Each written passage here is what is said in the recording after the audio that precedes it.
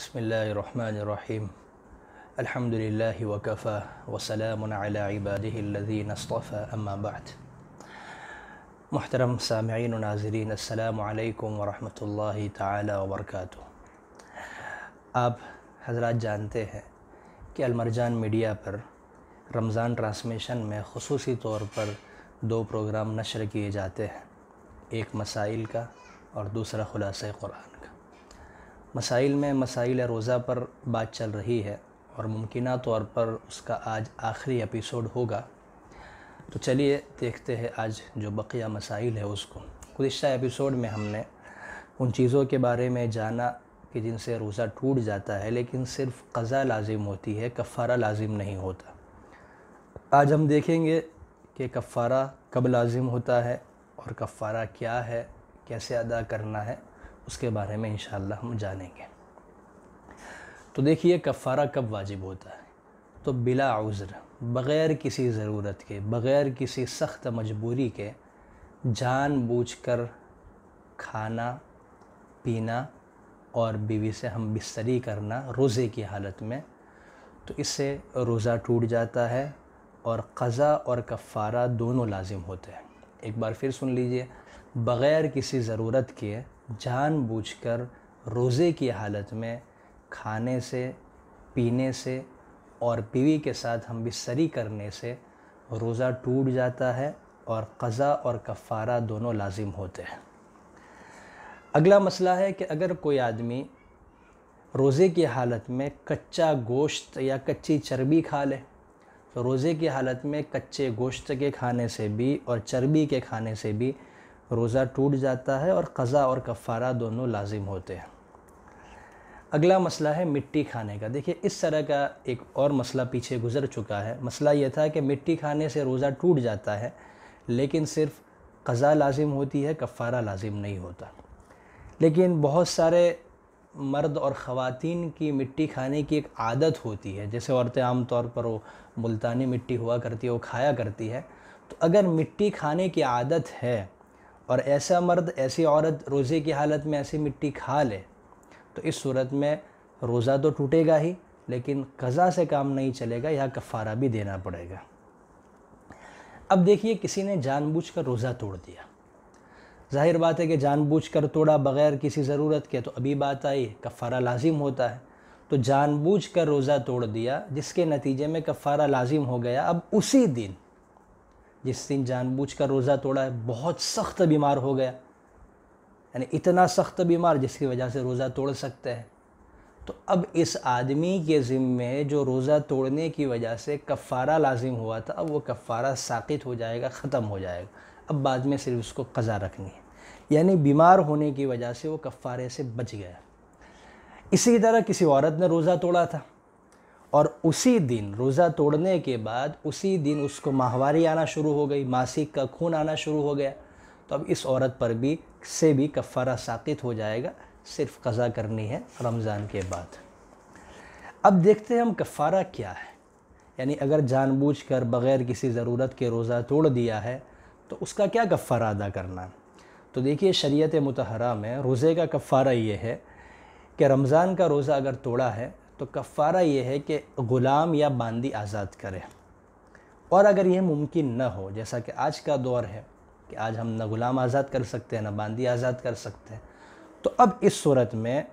اس روزہ توڑنے والے کا کفارہ یہ ہے کہ لگاتار 2 مہینے کے روزے رکھے، درمیان میں ایک بھی ناغہ نہ ہو، یعنی مسلسل لگاتار اس کو 60 روزے 2 مہینے کے روزے رکھنے ہیں۔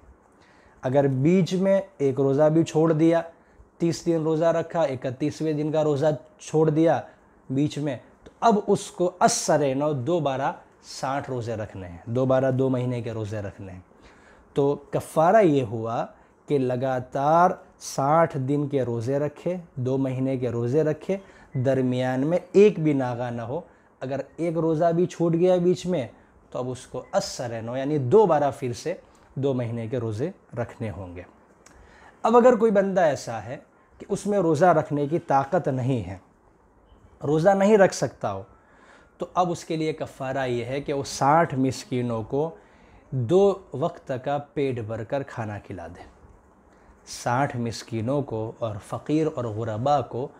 2 وقت کا بھرپیٹ کھانا کھلا دے۔ ٹھیک ہے، اب دوبارہ ہم بالکل مختصر سمجھ لیتے ہیں کہ رمضان کے روزہ، اگر رمضان کا روزہ توڑ دیا تو اس کا کفارہ غلام اور باندی آزاد کرنا ہے، جو کہ یہ آج کے زمانے میں ہو نہیں سکتا، ممکن نہیں ہے۔ تو آج کے زمانے کا کفارہ یہ ہوگا کہ 60 دن کے مسلسل 2 مہینے کے مسلسل روزے رکھے، اس طور پر کہ بیچ میں ناگا نہ ہو۔ اگر کوئی ایک روزہ بھی بیچ میں چھوڑ دیا تو اب اس صورت میں اس کو دوبارہ روزے رکھنے پڑیں گے۔ اور اگر کوئی بندہ ایسا ہے کہ 2 مہینے کے روزہ رکھنے کی اس کے اندر طاقت نہیں ہے، سخت نہیں ہے، نہیں رکھ سکتا، قدرت نہیں ہے، تو اب اس صورت میں وہ 60 مسکینوں کو 2 وقت پیٹ بھر کر کھانا کھلاتا ہے۔ اب دیکھیے، کھانا کھلانے میں ایک ساتھ کھلانا یہ ضروری نہیں ہے۔ اگر کوئی آدمی 60 مسکینوں کو کھانا کھلا رہا ہے، کھانا کھلانے کے ذریعے کفارہ ادا کر رہا ہے، تو اس کے لیے یہ ضروری نہیں ہے کہ ایک ساتھ بٹھا کر 60 مسکینوں کو کھانا کھلائے، بلکہ الگ الگ وقت میں بھی وہ 60 مسکینوں کو کھانا کھلا سکتا ہے۔ 10 مسکینوں کو آج کھلایا، 10 کو کل کھلایا، 10 کو پرسوں کھلایا، تو اس طور پر بھی اس کا کفارہ ادا ہو جائے گا۔ مطلب یہ ہے کہ ایک ساتھ بٹھا کر ایک ہی دن 60 مسکینوں کو کھانا کھلانا ضروری نہیں۔ اگر ایک فقیر کو 60 دن 2 وقت پیٹ بھر کر کھانا کھلا دے تو اس سے بھی کفارہ ادا ہو جائے۔ ایک فقیر کو 60 دن تک روزانہ 2 وقت کا کھانا کھلا رہا ہے تو اس صورت میں بھی یہ کفارہ ادا ہو جائے گا۔ لیکن بات وہی ہے، اگر روزہ رکھنے کی طاقت ہے تو روزہ رکھنا، یہ نہ کہے کہ میں تو نہیں رکھ سکتا، تو یہ اللہ کے یہاں کوئی عذر نہیں ہے، بھرپور کوشش کرنی پڑے گی۔ اگر بالکل ہی وہ رکھنے کی طاقت نہیں رکھتا تب جا کے یہ مسئلہ ہے، تو یہ ترتیب جو بتائی شریعت نے، اس ترتیب پر عمل کرنا ضروری ہے۔ اگر دیکھیے کوئی کھانا کھلانے کے ذریعے یہ کفارہ ادا کر رہا ہے اور اس نے بہت چھوٹے بچے کو کھانا کھلایا، بہت چھوٹے بچے کو، تو اس صورت میں یہ کفارہ ادا نہیں ہوگا۔ اب کھانا کھلانے سے بھی کفارہ ادا ہو جاتا ہے۔ اب 2 وقت کھانا کھلانے کی بجائے اگر 60 مسکینوں کو کچا اناج دے دے، 60 مسکینوں کو کچا اناج دے دے تو یہ بھی جائز ہے۔ ہر ایک مسکین کو کتنا دینا ہے؟ تو ہر ایک مسکین کو 1 صدقہ فطر کے برابر دینا ہے۔ تو 60 مسکینوں کو ہر ایک کو 1 صدقہ فطر کے برابر دے دیا تو اس سے بھی کفارہ ادا ہو جائے گا۔ یہ جتنا اناج ہوتا ہے وہ اناج دے تو بھی ٹھیک، اور اس کی قیمت دے تو اس سے بھی کفارہ ادا ہو جائے گا۔ اب سوال یہ ہے کہ صدقہ فطر کی مقدار کیا ہے، صدقہ فطر میں کتنا دینا ہے؟ تو دیکھیے، اگر گیہوں کے ذریعے صدقہ فطر ادا کر رہے ہیں تو 1.25 کلو گیہوں یا اس کی قیمت، اور کھجور اور کشمش کے ذریعے اگر صدقہ فطر ادا کر رہے ہیں تو پھر اس میں 3.25 سے 3.5 کلو کھجور یا کشمش یا اس کی قیمت دینی ہوگی۔ اب ابھی اوپر بات آئی کہ جو 60 یا 2 مہینے کے جو روزے رکھنے ہیں اس کو مسلسل رکھنا ہے، کنٹینیوسلی رکھنا ہے۔ اب ظاہر بات ہے کہ عورتیں جو ہوتی ہیں ان کو ماہواری آتی ہے، ماسی کا ناپاکی کے دن ہوتے ہیں، تو اس میں تو تسلسل رہے گا نہیں۔ تو دیکھیے، جو عورت کو بیچ میں جو ناپاکی کا خون آتا ہے یا اس کے لیے عذر سمجھا جائے گا، اس کی وجہ سے یہ نہیں سمجھا جائے گا کہ اس کا جو تسلسل اور لگاتار روزے رکھنا تھا وہ فوت ہو گیا، نہیں۔ تو یہ عورت کے جو بیچ میں ماہواری کے دن آئیں گے اس کے لیے معاف ہوں گے، وہ کنٹینیوسلی ہی سمجھے جائیں گے، لیکن یاد رکھے جیسے ہی پاک ہو جائے فوراً اسی دن سے اس کو رکھنا ضروری ہے۔ اگر اس نے اس دن نہیں رکھا، دوسرے دن رکھا، تو اب اس کو بھی دوبارہ السرینو 2 مہینے کے روزے رکھنے ہوں گے۔ آگے دیکھیے، یہ جو کفارہ لازم ہوتا ہے رمضان کے روزے توڑنے ہی کی وجہ سے ہوتا ہے۔ اگر کسی نے غیر رمضان کا روزہ توڑ دیا، جیسے رمضان میں روزہ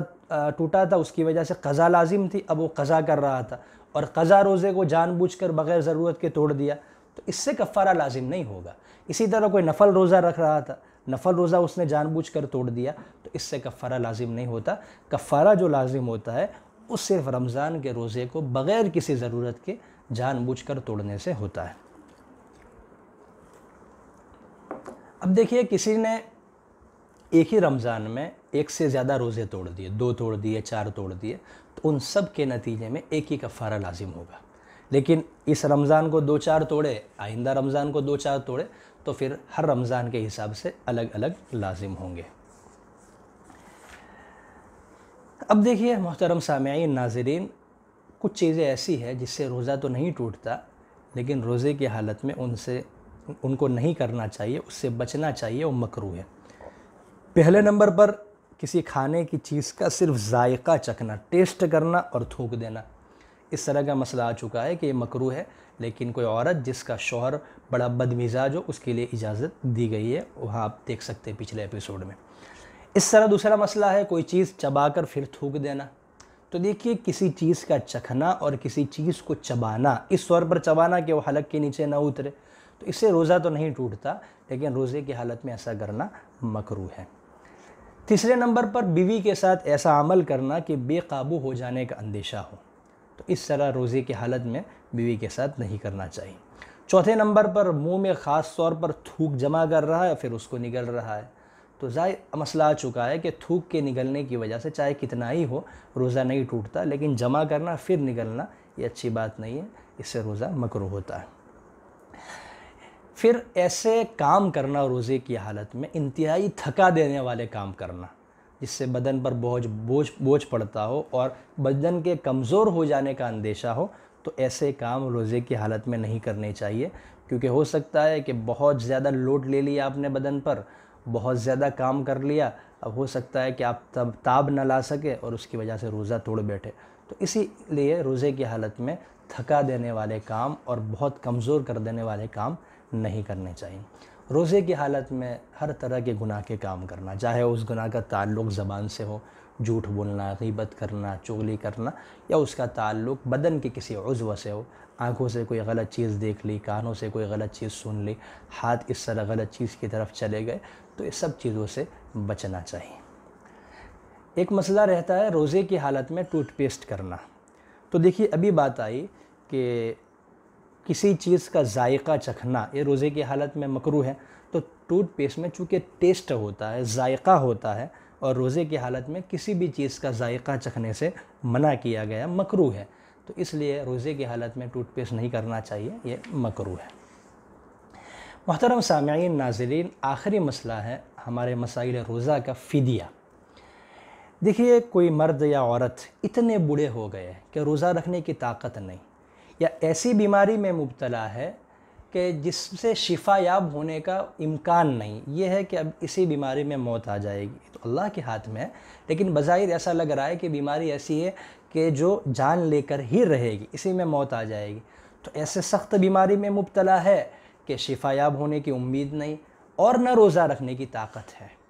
تو اب ایسے جو حضرات ہیں، ایسے جو مرد اور خواتین ہیں،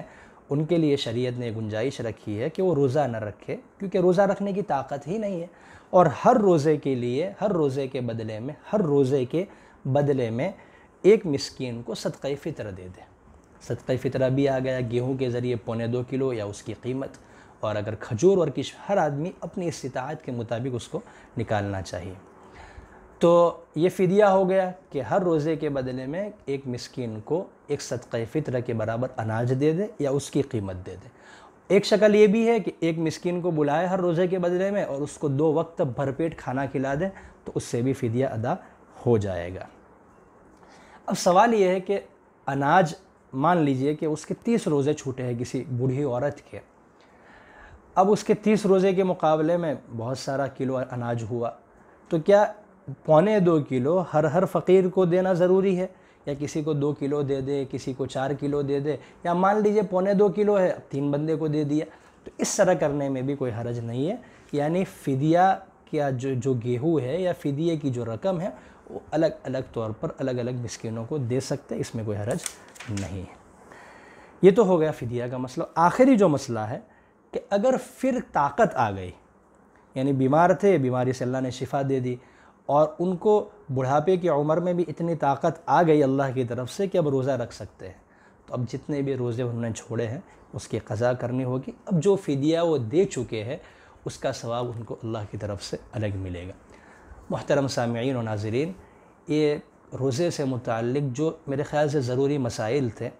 آپ کے سامنے رکھے گئے۔ اگر کسی مسئلے میں آپ کو کنفیوژن ہے، کوئی شک ہے، یا سمجھ نہیں آیا، تو مؤدبانہ گزارش یہ ہے کہ اپنے علاقے کے، اپنے مقام کے جو مستند علماء کرام ہیں، مفتیان کرام ہیں، ان سے رجوع کریں۔ ایک آدھ مسئلہ ایسا بھی ہے جس میں علماء کے درمیان اختلاف رائے ہے،